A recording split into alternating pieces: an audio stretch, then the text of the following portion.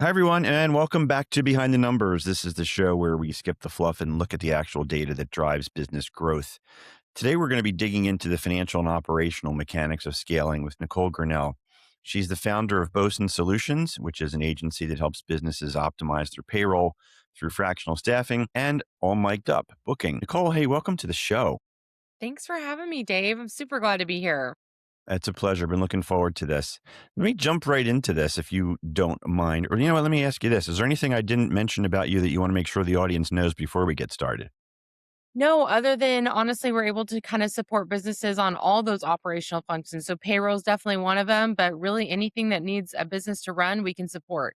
All right, and we're going to unpack all of that, I am certain. So let me start with this because I work with a lot of business owners, and founders often love to brag that they wear 15 different hats. But on this show, we look at what that actually costs. So if a founder's target revenue implies that their time is worth, making numbers up here, 150 an hour, and they spend 5 hours a week on basic billing and admin, they're effectively paying 750 bucks a week for a bookkeeper. How do you walk a client through that, we'll call it the opportunity cost math, to break their habit of doing everything themselves? Yeah, so that's a great question, and that's actually one of the first things we do with business owners is we talk to them immediately about, where do you make money? Like how do you actually bring revenue into this business? And depending on the stage, it can be varying different things. A lot of times it can be when I'm actually out speaking with potential clients, when I'm building big relationships, whatever that looks like. It could be as simple as when I'm actually on a job site and then we start backing in and saying, okay, now let's start looking at your calendar. What's been taking you from being at least 80% revenue generating? And it's all those things you mentioned, right? Well, I got to run payroll. I got to do my social media has got to get out. I've got to do administrative. My emails are buried. Okay, but none of those are revenue generating. So to your point, so now you're working at a $20 an hour skill level to keep that running. So that's the first thing that we really sit down with our business owners and just make them realize that you make money when you are doing X and Y is keeping you from that. So you're never going to hit those numbers. Is that something that resonates easily, or is there resistance there? I think it's kind of like an eye-opening thing. A lot of times entrepreneurs get in like, I'm busy, so therefore I'm productive, but I'm actually not productive towards the goal. So we can all stay busy, right? But are we actually getting to where we want to be? So a lot of what we do, Dave, I find is we're just facilitating the time and space to think about these things. It's not rocket science. We're not doing anything crazy unique, but we're just giving the business owner time to really look at their calendar, see where they need to be, and then we start delegating off those things that are taking them from that. Yeah, and that's such an important revelation because the badge of honor of wearing the 15 different hats, that really is not a badge of honor. I want to talk to you a little bit about burnout, Nicole. When we look at the data on small business failure, burnout is usually a big variable component of that. From an operational standpoint, how does overloading a skeleton crew with administrative weight directly impact employee turnover and the cost of replacing talent? Yeah, so that's a good question. So I saw a quote, and I'm probably going to misquote it, but I really liked it. And it was basically like, burnout doesn't come from being busy or working a lot. It comes from being misaligned with your purpose or what your, role is or your passion. And I think that's really true. I think a lot of people are like, yeah, like if I'm doing what I love, and I love my business, like I can be working 12 hours a day. It's all these other things that cause burnout, whether it's employee relationships, turnover, you're having to pick up the slack. And so trying to kind of frame that in, it's not burnout like we need to just throw the baby out with the bathwater of this business, but what processes, what people do we need to bring in to prevent that top to bottom? Yeah, and burnout, unfortunately, is also another one of those badge of honor elements that business owners feel that they need to endure. Yeah. I had a client a long time ago that talked about a business that he had. And he was like, I had to sell it because I was just so burnt out and I had to get rid of it. And I was going to fall over with a heart attack. And the whole time I kept thinking, like, but what if we had just gotten people in? What if we had looked at your processes? Like maybe you could have actually gotten out of running the 15 different hats and actually created a sustainable business that you didn't need to be in that space. So I think sometimes people just think it's one or the other. And it's like, well, actually, let's look at how we can get you relieved from that, but it's going to take people, process, maybe even product improvement to get there. Yeah. I know you've got some experience in the executive assistant world. And Mhm. In that space, the EA really is an operational, I'll call it multiplier. Why, in your experience, do small business owners view an assistant as an expense rather than a revenue generating asset? And can you shift that perspective? That's a good question. I actually really haven't thought about that because, yeah, being in the EA world, it just seems so natural that every leader should have some person that can be kind of running with things, keeping things on track. One thing that I used to do with my C levels that I would support is say, okay, tell me what your goals are, whether that's what you want your team to feel like, whether that's gaps you're missing in communication, whether that's actual processes that need to be implemented. And like, I need to be the person implementing those and setting those out. And the C level does not need to be doing that. And the same thing as business owners is you need to be in the place that you're casting the vision, creating the culture, providing, the growth plan, but you don't need to be in the weeds. And so, the sooner that you kind of realize that and get that perspective, things get a lot easier and that it isn't a cost expense. You're actually bringing yourself down and something is not being done by bringing yourself back down in the weeds. Yeah, well, you know me, and I talk a lot about the idea that people really are your most valuable asset, and you should treat people as assets, not as expenses. But when you talk about the EA contribution, underpinning that, unfortunately, is an element of trust and letting go of control. Again, two real problems that I hear about business owners having every day. Yeah, I always say now, like, I thought I was a really good EA before, and I think I was, but now having run a business, I think I would be phenomenal because I've sat in both seats, right? And so you kind of understand what they're going through, how to kind of read the room of what they need and what's important now, when to ask those questions. But yeah, it is a very close relationship to be able to understand the executive you're supporting, what's priority, when to push, when to pull, when to keep your mouth shut. But that's any relationship, I feel like. But that one is just very close knit because you are executing on their vision and what they're looking to get done. Yeah. Well, I want to talk to you about the use of fractional staffing, and there's two elements here, really. One is what's the cost of a full time hire, and what's the advantage of a, we call it the fractional arbitrage. So let's maybe take that in two different bites. On the full time employee side, besides the salary, you've got all the benefits and the technology and overhead and everything else. So there's a fully loaded cost associated with that salary. So maybe you can speak to that. And then how does the math change when a business pivots to the fractional model? Yeah. So again, with kind of like what business owners will get stuck in is it's like an either or situation. And so what I found when we started about 10 years ago is small businesses, even mid-sized businesses, were not hiring the people that they needed because they were like, I don't want to get into the employment game, or I don't have the budget for a six-figure EA or whatever that was. And it was like, but you still need help. And so I really believe that your labor should be tied to your revenue. I think those numbers should be very, very closely together. I don't think one should get out skewed of the other. You don't need to be making $1 million and your, payroll's 10 grand. That means you're probably taking on too much or something's going on there. And vice versa. You don't need a heavy load and now you are stuck with trying to figure out how to make payroll. So the fractional was really that complement to it to say, okay, but how can we start bringing in some support? We start as little as 5 hours a week. So 20 hours a month of support. That person could just be doing XYZ for you, right? And then it can start building. Maybe that frees you up again, back to those revenue generating tasks, right? So it's really kind of saying to business owners, like, you can get help. And there is a way to do it in a sustainable and economical and budget friendly way. You don't need to just be, I got to wait until I can afford the full time employee and take all that on. And I've got to suffer in the interim. A lot of our clients bring them in at 5. Some even move all the way up to full time, and they even will buy them out and bring them on as employees when their businesses make that jump. So it's just a great way to kind of dip your toe in, start getting some of that help and that support, and know that that can grow as your business grows. Yeah. And just to continue the thread on the arbitrage, when you've got call it economic uncertainty in the marketplace, which is going to impact your revenue. These fixed costs associated with staffing just exacerbates the margin squeeze. I think it's fair to say that right now, as you and I are having this conversation, we're going through some economic uncertainty. I know I'm seeing it in my business. Are you seeing that now, and how are business owners pivoting to this?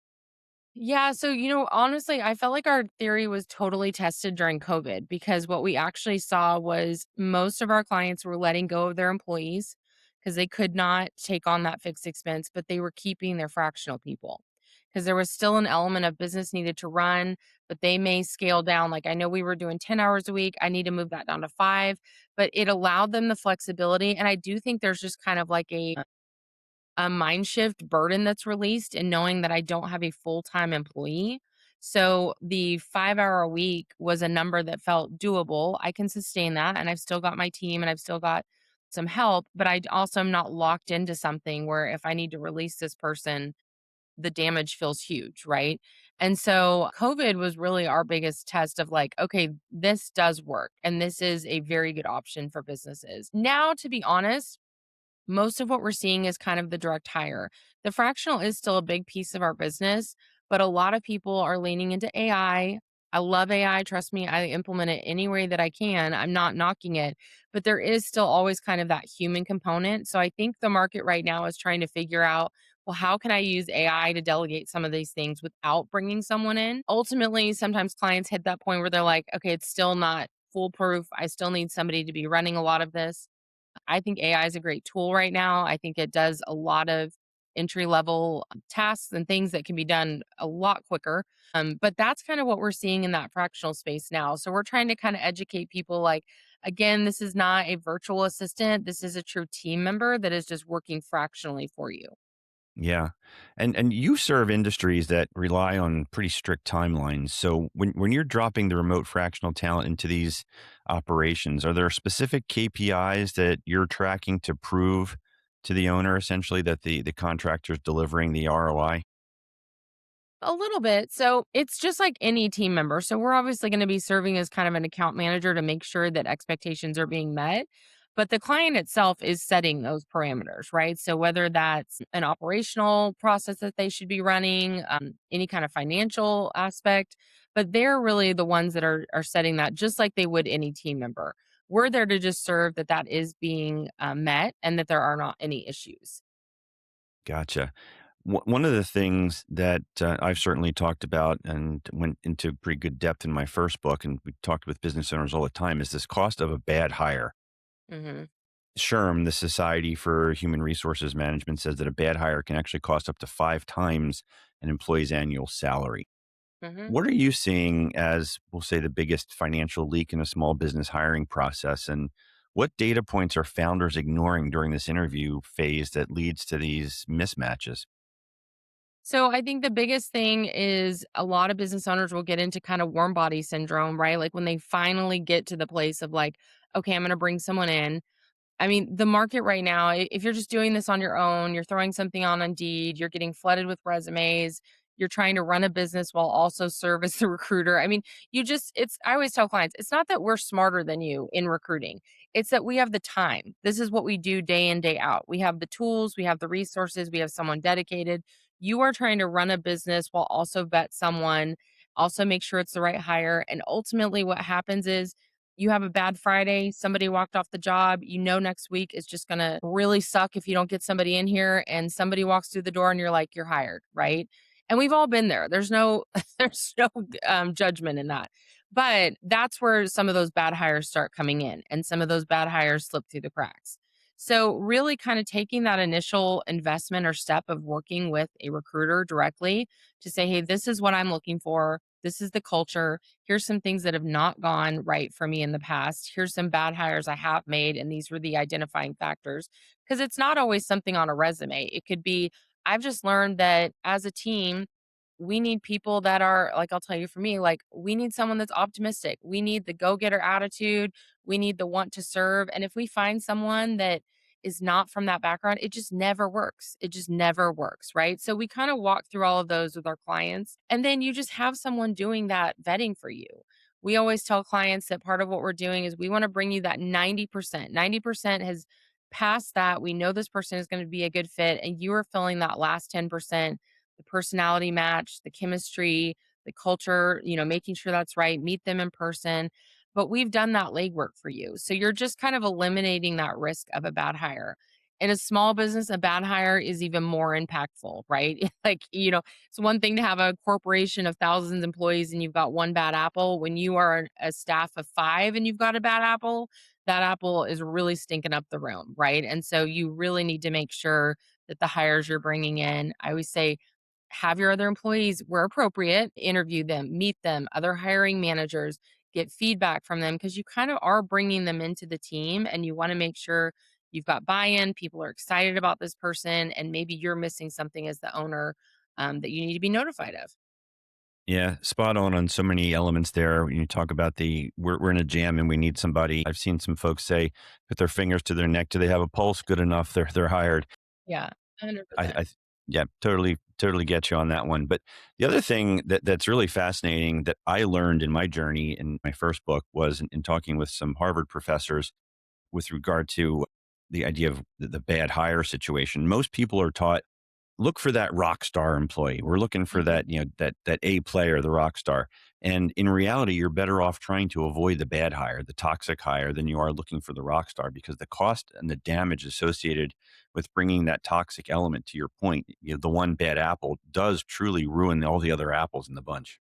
Yeah, absolutely. And, so much like I love a resume. I think it's a great guide for people's career and their experience, but it does not tell the full picture, right? I think culture and chemistry is huge, especially if that is big for your business. I had a client recently tell us on kind of feedback like what I want my company to be Chick-fil-A and the people that I've been seeing are Taco Bell. Taco Bell employees are never going to love working at Chick-fil-A, and Chick-fil-A employees are not going to love working at Taco Bell, right? And so we need to make sure that we're bringing in that right culture fit. And that's a lot of what our due diligence is on, is just making sure that's aligned. We can all train somebody how to use the systems. I'll have clients that'll be like, they've got to know this product, and I'm like, it really does not matter. We will be able to train them up in that. You do not have the most scientific program. We can all learn it. Let's not get hung up on that detail. Let's talk about the person as a whole. Yeah, so true. I mean, for me personally, I'm always looking for the softer stuff, the important stuff, intellectual curiosity, being a good team player, good attitude, that kind of thing. Because, like you said, most of the other stuff, it's not rocket scientist and it's trainable. So fit Yeah. is just so important. Yeah, absolutely. All right, I want to shift gears on you here, Nicole. We're going to talk about your other business, Mic'd Up Booking. So Mhm. first, before we get into that, tell the audience a little bit about what that is. Yeah, so my debt booking came about because like we're in staffing and we're supporting a lot of small businesses, and something that I just kept hearing over and over even when they would come to us for fractional marketing and social media support was like, I just, if I get sit down with a business owner or I get to get my message out, the conversion is really great. And I don't know how to like 10x that. And so this was, I mean, circa 2017, podcasts were really starting to take off. And we were like, you know what? I think getting some exposure on podcasts might be a good thing. So we were kind of doing this kind of underground for our clients when we would hear that they were looking for more exposure. We started doing it ourselves and we just found phenomenal results. It was kind of a one stop shop of making connections, the SEO, great content, sales follow up. So, and I knew business owners enough to know like their time is limited. And so going out and doing video shoots and creating content, that's not going to work for 99% of small businesses. But what does work is taking 30 minutes a week, talking on a podcast, having that content produced for you. And so we were doing it, like I said, underground. And then finally, I was actually listening to a podcast. It was How I Built This. And I can't remember the brand, but it was one basically saying they had kind of this service item that didn't belong in their brand, but they kept selling it and it did fairly well, but it was mismatched. And I realized that's what podcasts were in our staffing. It made no sense that we were doing podcasts in staffing. So we launched Mic'd Up. And so the whole goal of Mic'd Up is to sit with business owners who are looking for that exposure, want to tell their story, have some content created for them, and say, hey, this is a great way to use this to drive sales. And so that's what we've been doing now, technically for almost 10 years, but formally with Mic'd Up for about 5. That's awesome stuff. And the exposure is so critical. So I want you to talk to the reluctant members of the audience right now who are listening and thinking, yeah, I'd kind of like to tell my story, but I'm shy. I don't want to be on camera. I don't want to do the podcast thing. What do you say to them and why they should be rethinking that position? So I think it's very interesting because I was the same way. I mean, some of my earlier podcasts, I probably just look like a deer in the headlights because it's like, what do I have to say? I'm not an expert, but it's not about that. And that's one thing that we really try to coach people on is like, this is about telling your story in a way of showing how you're serving your customers, right? So it's not about your childhood, it's not about that, but what is it you're passionate about that serves your customers? What are you doing to really provide them a service? And so when we kind of reframed it as like, it's not going to be about you. So many people think like, well, this is about me. It's not. It's about what you're doing for your customers and you're getting that message out. And if you're not willing to get that message out for your customers, like who is? No one is. Like you are your best salesperson as that business owner. And so we try to walk them through that and, make them think like you're not going to be on, some stage public speaking and it's all about you. Like just tell your story. Tell what you love about or tell why you love what you're doing and what you're doing to serve others. Yeah, and it's so critical, but a lot of business owners' resistance often comes in the ROI conversation. So, how do I know that this is really working? What's the ROI of me being a guest on a podcast, even if only a handful of people are listening? Why don't you speak to that aspect of it? So, if a founder's doing an interview, what are there metrics that can tell you or them that the appearance was, we'll call it successful? So this is actually my favorite question because this was kind of when the light bulb went on for me. Was I was out there going to networking events, right? We've all been to them. We all can name the ones that are out there, and I was seeing the same people in every group, right? The realtor, the mover, the painter, the whatever, right? All great industries, but they weren't necessarily my industry, and they're not necessarily everyone else's target customer.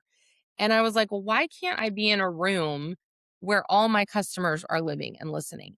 And that's really what podcasts were, where we are sitting down and saying, okay, who do you want to be in front of, not only as a potential customer, but who's a good referral source for you? And the referral source was the biggest sales ticket in podcasting. So then we started talking to them about saying, okay, the hosts are actually the key to the referrals. They are naturally in a space that they are meeting people from all over the country. They are meeting people in networks that you never could have tapped into. They are in a space naturally where they're wanting to give back. They're wanting to do introductions. They're wanting to grow those shows. So I've just now essentially told you, I've given you, let's say, a commercial on what I do.